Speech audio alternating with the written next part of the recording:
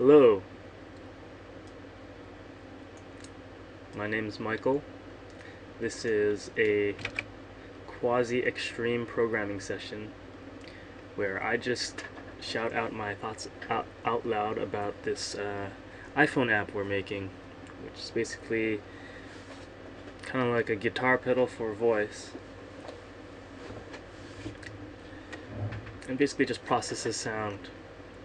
And we got to a pretty good point yesterday, but I was having some bugs, there were a couple bugs I was running into, and I just decided to stop the stream and start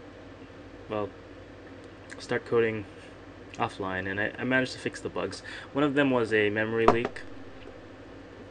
I can't remember what that leak was about now, but it was a pretty weird thing, and this is probably a gotcha. I'm gonna make a note. Yeah, so there was two gotchas, but one of them,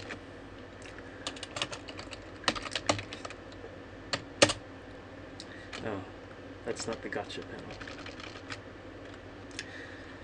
So the gotcha I want to write about later on my blog is, if you use this construct, it's called like the NSFast enumerator. It automatically instantiates a bunch of classes for, like, I think mine was class A var name in some mutable array or some array, and you just use var name here, like so. If you do this in the multi-threaded context without worrying about the auto-pool stuff, this will create a memory leak. I guess the for stuff automatically instantiates NSFast enumerator. So there's an implicit release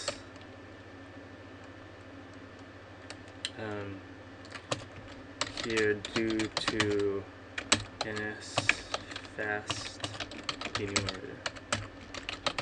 Yeah. I didn't know about that, because I mean this code looks reasonable, but basically I just changed it out to these kind of normal for loops, and the memory errors went away. They weren't necessarily crashing the program, but they were cluttering up the debug, and at some point they would cause trouble if I let that run for long enough. And that was in the audio callback, so it's not a place I want to do stuff like create memory pools, and I want to do as little as possible. Yes. And the other thing was, if you remember yesterday, the sounds were coming out kind of funky. And I'm gonna, I haven't dealt with the feedback problem yet because we're outputting and inputting at the same time. So there's probably going to be the same issue. But I'm routing to the mixer, so the sounds will come out of the speakers and my computer speakers way down over here, so maybe it won't feedback so bad. We can try it out.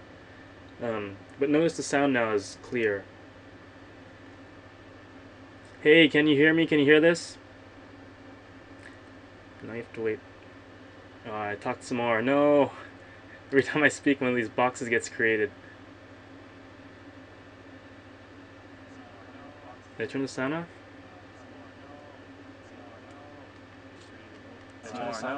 Oh yeah. I'm running through this mixer, so I don't know if you can hear this. Oh yeah. Oh yeah. I don't know if you can hear this. Oh yeah. Every time I speak.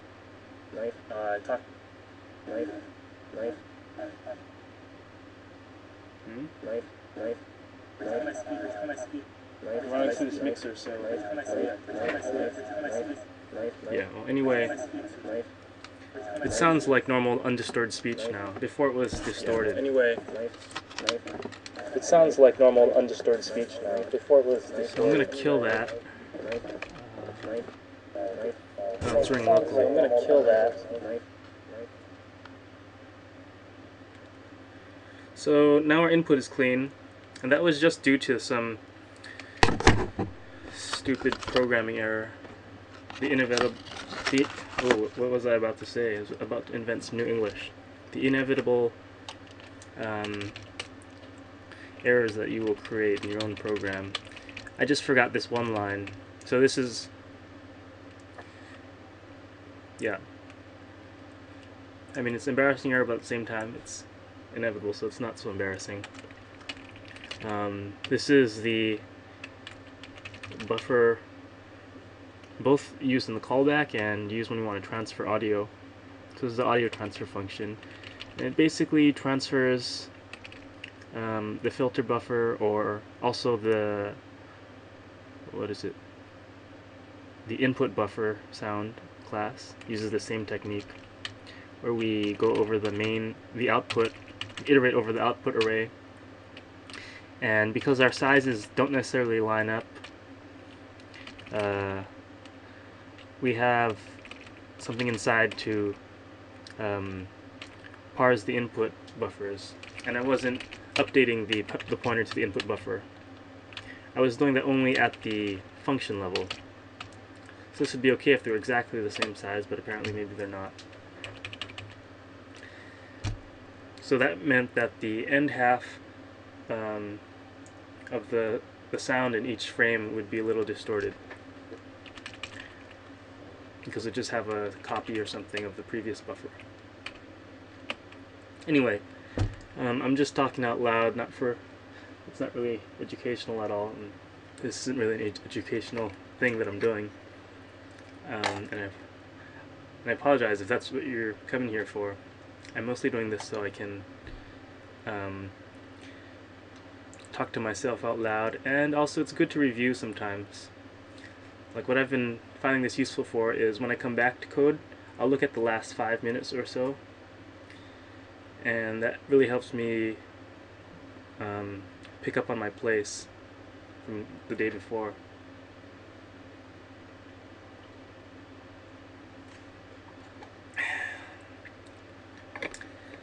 Yeah, and that reminds me, one thing I've been trying to do lately, and it's kind of like a New Year's resolution.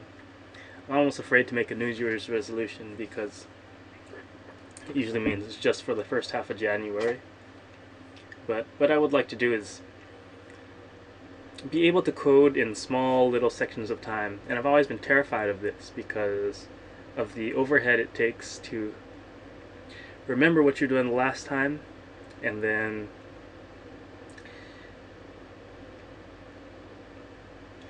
the obligation, if you're doing a short period of time, sometimes it's just hard to pick up and leave mid-sentence up through a code. It's just psychologically hard. It just hurts a little bit for some reason. And, well, maybe it's because I'm lazy, but maybe it's also because I haven't thought long enough about how to solve these problems, and I've just been brute forcing things. So, probably like many other programmers,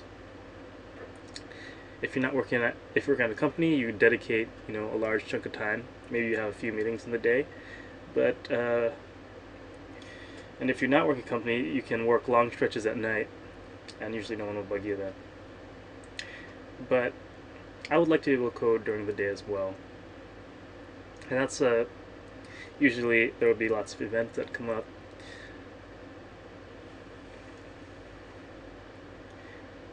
And because of the spacing of the events, I can't code for a long stretch of time, so I just don't. But this video thing is kind of interesting because it sort of is a solution to that. The talking out loud part, I haven't found that it's very counterproductive. So last night, for the first time in, I guess, 6 days since I started doing this, I started writing code again without the Ustream screen capture, and it was about the same pace, I think. I mean, in the instances where I would be talking to myself, I would probably be just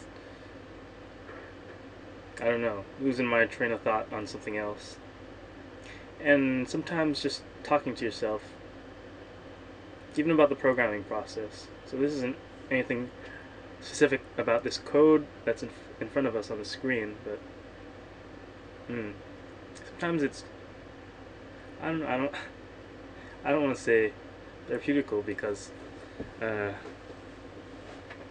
not suffering from any programming disease. This is of our own free will.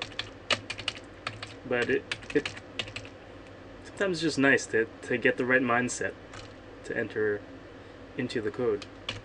So let's do that right now.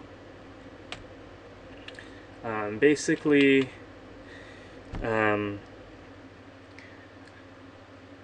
there's a few things we could do now.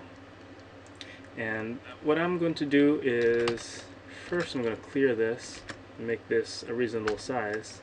There we go. I'm going to pull up my to-do list.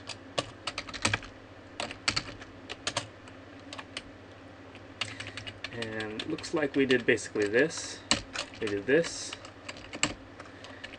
We did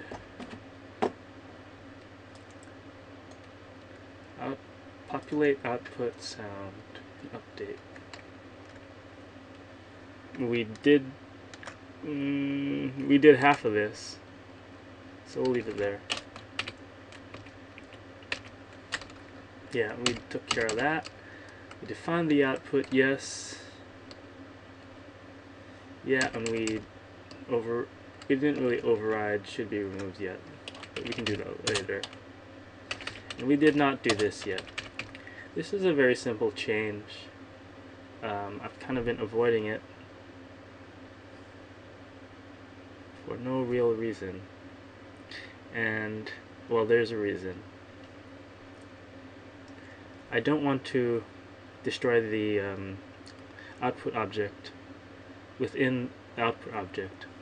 I want a consumer object to destroy it. So something like an exit gate or something that takes it out and does something with it. So I might change it to only exit gates make sound or something like that. But anyway, what I want to do first, and this has higher priority now, what I want to do, because I have a little list of milestones I wrote down. I'm just gonna try as hard as I can to keep to them. And today is the last day to implement a real effect. So that's what I want to do. Implement a real effect. Before, we already have the structure to do this. That's what we were doing the past 3 days. Well, that was very time consuming, but now the implementing effect part is pretty much just the signal processing, and that's very nice. And before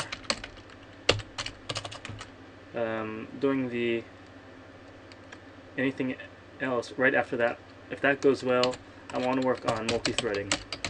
Because right now we are doing some very naughty things in the effect processing.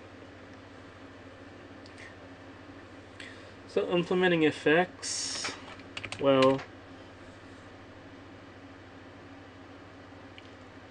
implementing effects requires us to define an effect. I suggest we start with something very simple, and we can do something just like simplest one is a low pass filter, I guess. So let's do that. Other simple ones are some various types of delay, which are related to low, well, filters pretty much, low pass.